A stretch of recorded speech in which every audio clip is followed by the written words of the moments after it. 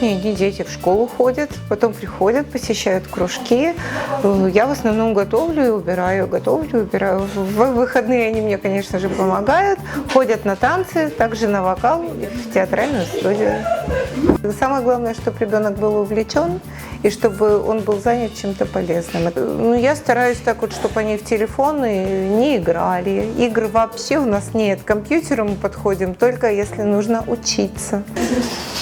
Вообще мы очень природу любим. Мы любим в горы, в лес ходить и на море ездить. Они вот начали подрастать, у меня, да, время даже появилось и все. И я чувствую, что мне даже чуть-чуть некомфортно. Я еще не привыкла к этому, мне немножко некомфортно. Я вот еще нахожусь в той зоне комфорта, когда вот мне же надо куда-то бежать, мне же надо деньги заработать, мне надо еще всех позабирать. Бог дал детей, Он даст на детей, вот знаю по себе.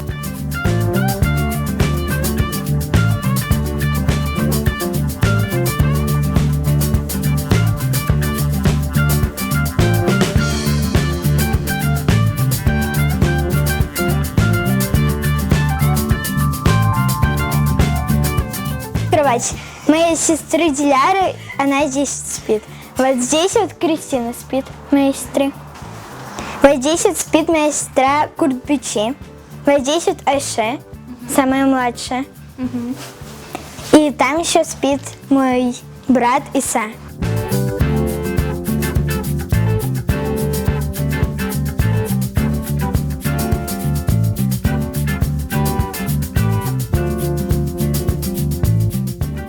Здесь очень много животных. Вот, это кроли, мышки, крыски, джунгарики, еще вот такие лохматые хомячки. Болтик, это шиншилла. Еще у нас очень много собак, мы любим с ними играть. Всего у нас 4.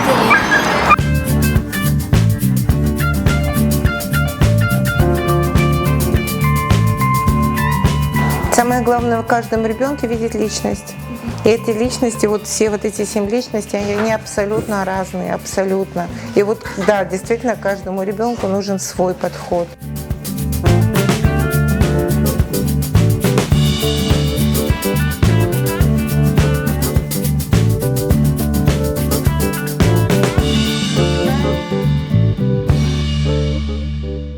В 7 классе, так как тренер посчитал, что я была одна из лучших гимнасток, меня отправила в Нижний Новгород в училище Олимпийского резерва.